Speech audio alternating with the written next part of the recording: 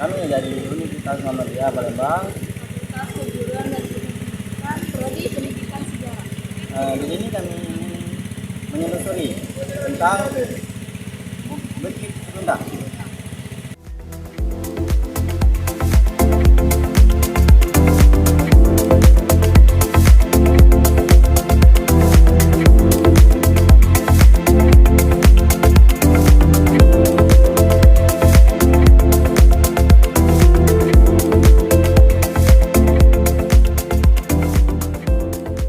Baiklah, di sini saya akan menjelaskan tentang situs yaitu Bukit Seguntang Mahameru yang tertulis di samping saya. Bukit Seguntang adalah sebuah bukit kecil yang tingginya sekitar 20 meter di atas permukaan laut dan merupakan bentang alam tertinggi di Kota Palembang. Letaknya di sebelah barat laut Jembatan Ampera dan rimbun dengan pepohonan. Kaki Bukit Seguntang saat ini sudah dipadati pemukiman penduduk. Padahal pada sekitar tahun 1080-an, di daerah kaki bukit sebelah barat laut dan Daya masih merupakan daerah rawa yang luasnya hingga ke Talang Kikim dan kolam pinisi, tempat ditemukannya runtuhan perahu kuno. Bukit Seguntang itu terletak di 5 km ke arah barat dari pusat Kota Palembang. Secara administratif termasuk wilayah Kelurahan Bukit Lama, Kecamatan Ilir Barat 1, Kota Palembang. Merupakan sebuah bukit yang sejak lama dikenal oleh para arkeolog dan sejarawan sebagai sebuah situs tempat ditemukannya sebuah arca Buddha besar berlanggam Atmawati pada tahun 1922 oleh residen Belanda di Palembang pada saat itu. Selain dikenal sebagai tempat penemuan berbagai tinggalan sejarah dari masa Buddha, Bukit Seguntang dikenal dengan kompleks pemakaman raja-raja Melayu yang dipercaya sebagai leluhur orang Melayu baik Sumatera maupun di Singapura dan Malaysia. Sampai saat ini Bukit Seguntang menjadi tempat berziarah bagi para keturunan raja-raja Melayu dari masa Kerajaan Melayu maupun Kesultanan Palembang, serta tempat berziarah bagi umat Buddha dari dalam dan luar negeri. Di sini ada peta jalur masuk ke Palembang dengan menggunakan Gunung Menimbing dan Bukit Seguntang sebagai petunjuk arah. Baiklah, di sini saya akan melanjutkan penjelasan tentang Bukit Seguntang Mahameru. Bukit Seguntang merupakan bagian dari situs kedutaan Sriwijaya yang luasnya kira-kira sama dengan luas Kota Palembang sekarang. Di sebelah barat lautnya terdapat situs Talang Kubo yang diduga merupakan bekas taman Sri Sestra sebagaimana disebutkan dalam prasasti dari daerah itu, dan di sebelah selatan ditemukan prasasti Kedukan Bukit, prasasti tentang pembangunan perkampungan Sriwijaya.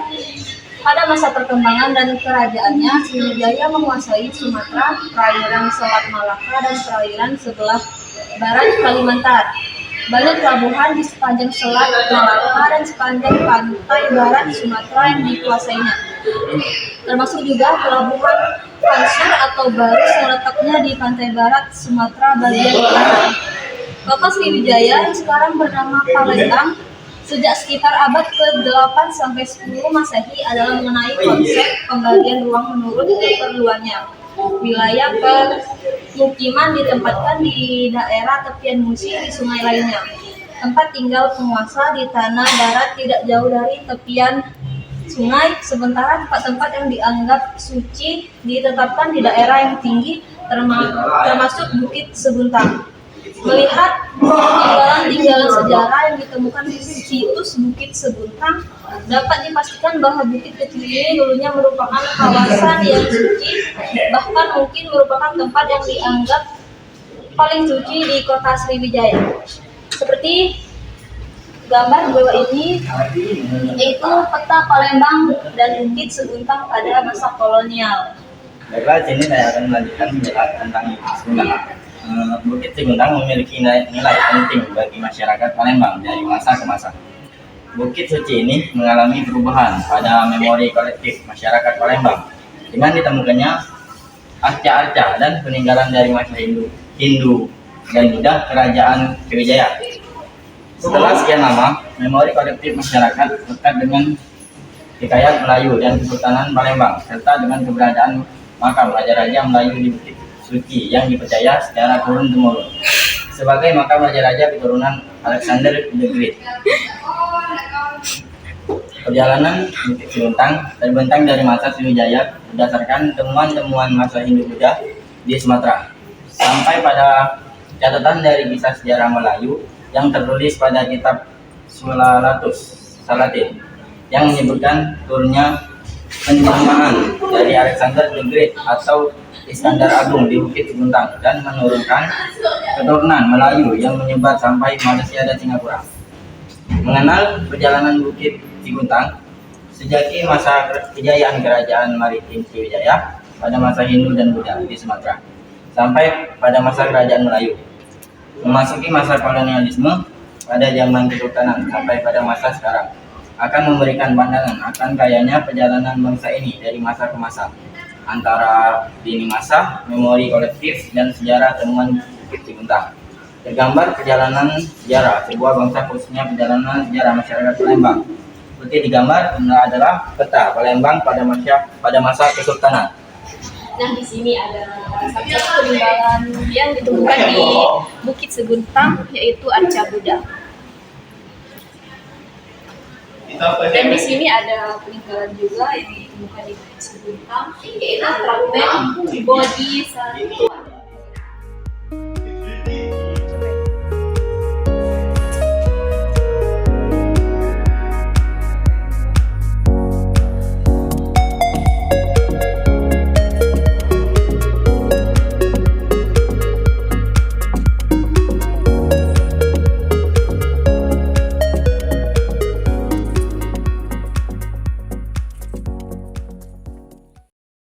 Kami sekarang berada di puncak Bukit Siguntang yang menjadi tempat pemakaman.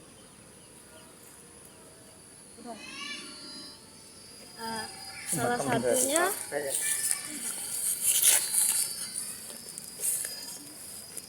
ini salah satu pemakaman Panglima Bagus Kuning dan Panglima Bagus Karang. Pak, kalau boleh tahu, kami ingin mengetahui lebih dalam tentang Bukit Siguntang ini. Apakah Bapak bisa bercerita tentang asal mula Bukit Siguntang? Jadi pertama-tama kami ucapkan selamat datang di Bukit Siguntang. Assalamualaikum warahmatullahi wabarakatuh. Waalaikumsalam. Perkenalkan, nama saya adalah Sulaiman. Saya adalah juru kunci yang kelima atau generasi kelima. Jadi saya baru 30 tahun dari tahun 1995, kurang lebih 30 tahun lah lebih kurang, sebagai juru kunci atau pengurus makam-makam yang ada di Bukit Siguntang. Jadi pertama tentang nama Bukit Siguntang. Kenapa dinamai Bukit Siguntang? Mungkin ada yang belum tahu atau ada sebagian sudah tahu. Itu diambil dari nama bukit yang terombang-ambing atau terapung-apung atau pulau yang pertama timbul. Itu dalam bahasa Palembang disebut bukit yang berguntang-guntang. Nah, seguntang itu menggunakan huruf Sanskrit atau huruf Palawang. Sementara nenek moyang kita sudah menggunakan Arab Melayu. Jadi Pak Hadama Pasco tidak lagi menggunakan se, tapi sudah berubah menjadi si. Karena tidak ada huruf se di huruf Arab Melayu. Jadi yang baik tulisnya seguntang seperti di bawah tadi ataupun siguntang, itu cuma beda tulisan, makna dan arti sama. Itu tentang nama. Kemudian luasnya lebih kurang 14 hektar. Tingginya 27 meter dari permukaan air atau laut. Nah, bukit ini sesudah Sriwijaya, tempat pemakaman ulama-ulama atau penyebar Islam di abad 14 sampai 15 atau tahun 1400 lebih kurang. Di antaranya ada 7 makam ataupun makom. Kita jelaskan dulu, itu makom tapak tilas dan tidak menghadap kiblat. Kemudian makam ada jasad. Jadi yang makam ada 4, di sini yang makom ada 3. Apa perbedaan makam dan makom itu? Perbedaannya, kalau makam itu ada jasad dan menghadap kiblat, sedangkan makom petilasan. Bisa jadi yang kubur itu tongkat, pakaian kebesaran, kendinya, pusakanya, cambuk dan lain sebagainya, atau tempat dia bertapa atau meditasi. Nah, sama dengan makom Nabi Ibrahim itu tapak ini begaran. Nah, ini makna bahasa Indonesia atau bahasa Arab. Kalau bahasa Arab makom itu ditulis makam, sholat itu ditulis salat. Ini tadi makna bahasanya saja ada perbedaan antara makom dan makam. Sekarang kita yang makam dulu. Ini ada Panglima Bagus Kuning atau nama aslinya Syekh Sarif Raden Kuning, wafat 1404 atau 808 Hijriah. Satunya ada Syekh Agus Salam. Nah, itu sama abad 14 juga. Ini ada jasad, dan ini merupakan gurunya Raden Patah atau Raden Hasan waktu di Palembang. Jadi di ujung Majapahit sebelum Kesultanan Demak dan Palembang, sesudah Sriwijaya. Kalau di kita ini ada Kerajaan Demang Lebar Daun, Kerajaan Adipati Aryo Daman atau Aryo Bila atau Aryo Dila, nama Islamnya tadi zaman itulah. Jadi sesudah Sriwijaya di ujung Majapahit sebelum Kesultanan Demak dan Kesultanan Palembang. Kemudian ada Putri Kemang Dadar di belakang makamnya. Sudah sana belum? Itu nama aslinya Putri Benga Melur atau Siti Soleha, nama Islamnya Putri dari Demang Lebar Daun. Makanya di Palembang itu ada jalan Demang Lebar Daun yang dari Bukit sampai ke Basuki Rahmat depan Polda. Ada jalan Demang Lebar Daun kan? Nah, itu Demang itu kalau sekarang itu bupati, jadi punya wilayah kabupaten. Di bawah adipati gubernur, kalau presiden raja dulu. Nah, jadi Demang itu merupakan raja kecil di bawah nama Majapahit pada waktu itu. Kemudian ada Panglima Tuan Lindungan yang di bawah sekali, nama aslinya Pemdom Sakti. Itu cikal bakal daerah Gumai Talang, Lahat, Pagar Alam dan sebagainya. Nah, kemudian yang makom, yang petilasan, yang letak posisinya tidak menghadap kiblat. Jadi kalau yang tadi seperti ini, nah sekarang yang makom itu ada sekitar alam di sini seperti ini. Dan tadi kan lihat kan? Nah, ini makom tapak jelas, makam asli di manakah atau di mana siap. Nama Hindunya Parameswara, nama Islam Sultan Kendarsa, wafat 1402 itu dia jadi Raja Malaka. Kenapa diberi gelar sekitar alam? Katanya kalau dia marah, alam ini gentar karena kesaktiannya. Kemudian satu lagi Putri Ranut Slako, yang posisi makamnya seperti ini. Ada dua tadi. Slako artinya perak atau putih atau silver queen. Itu nama asli di Kencana Wungu, Putri Kerajaan Belambangan atau Banyuwangi. Makam asli di Mojokerto, Trawulan, Majapahit. Situs Majapahit sekarang, Jawa Timur. Pangeran Jabataku juga sama, tapi dari Arab. Nah, jadi ada 3 makom, tapak tilas, ada 4 makam, ada jasad. Benar. Di ini cikal bakal Melayu, bangsa Melayu. Nah, jadi pertanyaan bagus sekali. Jadi Bukit Seguntang itu disebut Hulu Melayu atau cikal bakal raja-raja Melayu.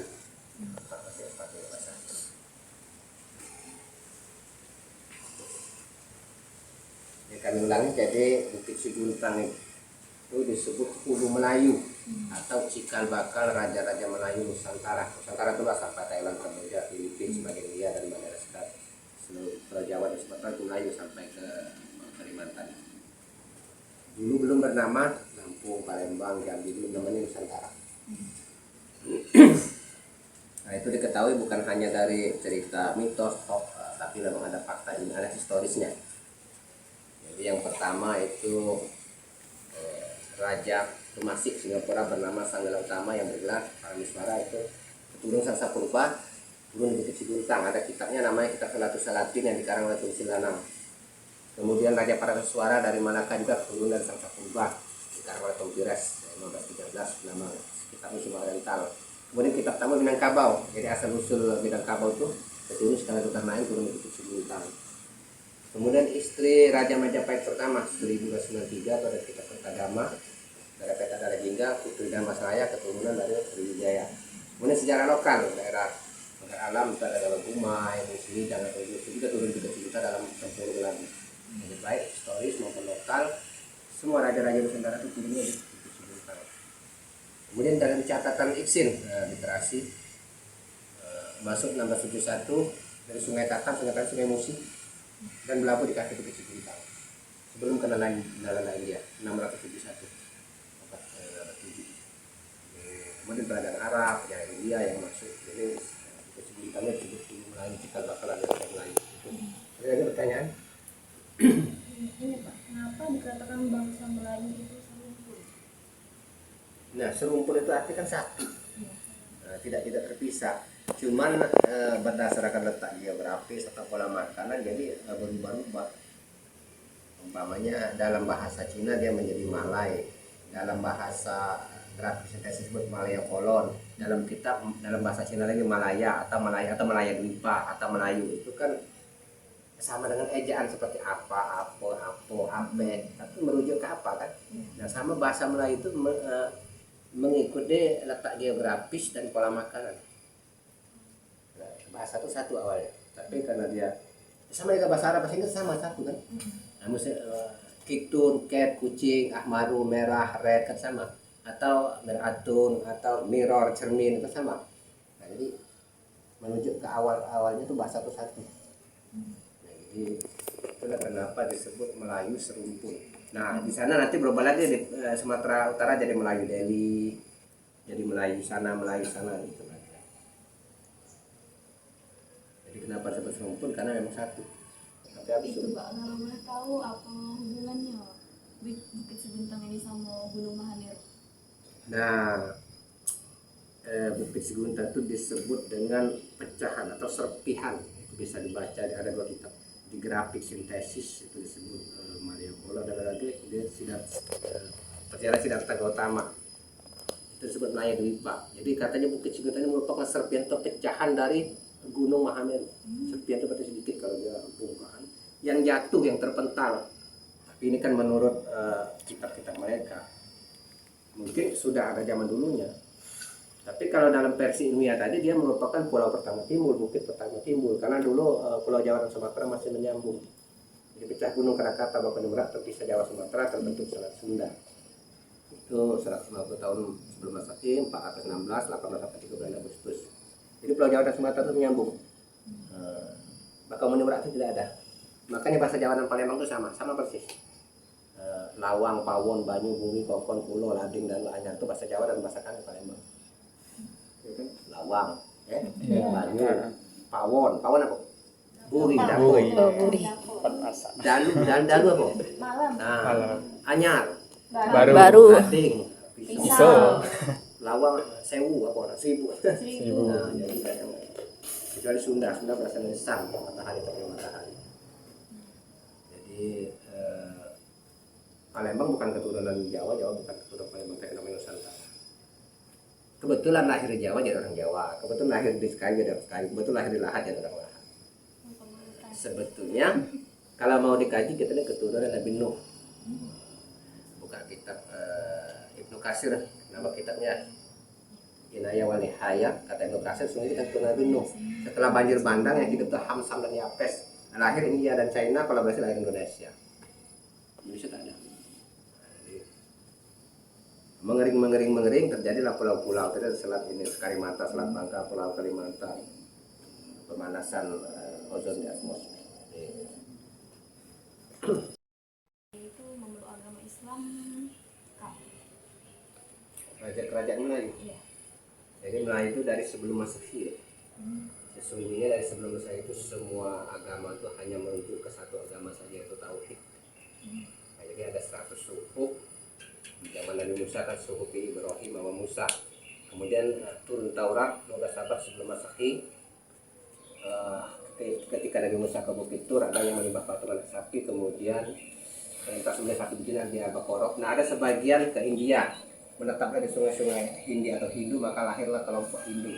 Maka lahirlah kitab Wedah 2000 tahun sebelum Masehi. Kemudian 623 sebelum Masehi lahirlah agama Buddha. Kemudian Injil turun abad 1, kemudian Al-Quran turun abad 7. Nah, jadi semua agama itu tauhid, tapi syariatnya 14 abad di Gua Hiro, Iqra acara. Nah, jadi agama itu sebetulnya satu. Jadi, nah kalau agama yang kita pahami sekarang yang ada untuk KTP administrasi itu ada Hindu, Buddha, Konghucu. Sebetulnya agama yang tertinggi terlepas dari semua itu untuk label. Memang kan kalau dalam Islam ada istilah tasawuf makrifat, tidak lepas, tidak melihat KTP-nya, tidak melihat Hindu Buddhanya, agama itu satu. Makanya Al-Baqarah 62 itu sesungguhnya orang-orang beriman, orang-orang Yahudi, orang-orang Nasrani, Sabi'in, penyembah bintang, siapa saja antara mereka percaya kepada Allah dan hari akhir, tidak ada rasa takut mereka dan mereka tidak bersedih hati.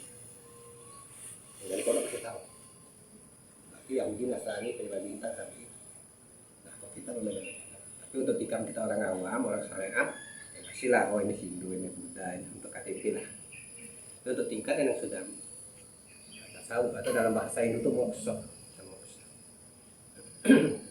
Dan untuk mereka ini sudah lepas. Kalau Siddhartha Gautama melepas kesengsaraan, menyebut sengsara. Nah, sesungguhnya kalau untuk Sriwijaya, kamu tadi Melayu menanya, tapi kalau menuju Sriwijaya itu sudah ada Hindu, Tauhid, Buddha, kepercayaan, ada 4. Tapi sebenarnya semua itu tuh Muslim, Islam, Islam berserah diri, bukan Islam syariat. Islam syariat itu kan baru turun semua. Sebenarnya kalau orang tahu termasuk Sunda Wiwitan, suku Baduy, semua itu tauhid. Makanya Ibrahim, Yakub dan sebagainya itu menyembah Tuhan Yang Maha Esa. Jadi agar lebih pahamnya lagi, bahkan Nabi Adam masih surga jangan kau sentuh Siti Hawa sebelum kau bayar mahalnya. Bagi masyarakat Nabi memahami. Nabi Adam turun 350 tahun itu mencari Siti Hawa membaca Rabbana Zolamna Anfusana. Jadi doa lah. Nabi dalam perut ikan La ilaha illa anta subhanaka inni kuntu minadz zalimin 3 kali. Nabi Yunus kan. Nabi Sulaiman innahu min Sulaiman nama 30. Innahu min Sulaiman wa innahu sudah turun. Al-Baqarah Ashabul Kahfi sudah turun semua, kami ceritakan kembali. Bukan baru turun. Jadi sudah kami turunkan, kami ceritakan kembali. Iqra bacalah. Jadi bukan tulis lah. Jadi kadang-kadang kita nemu agama banyak Tuhan makerok. Jadi agama itu satu. Sama dengan bahasa tadi. Bahasa itu satu awalnya. Seperti Ahmaru, kok di sini jadi merah, di Inggris jadi red, kitun jadi kucing, jadi cat. Kemudian ada orang membaca wakaf atau berarti ada membaca lanjut seperti selat Jabal Tariq, selat Gibraltar, atau miratun, mirror atau cermin, itu kan ada kosakata kerjanya sama.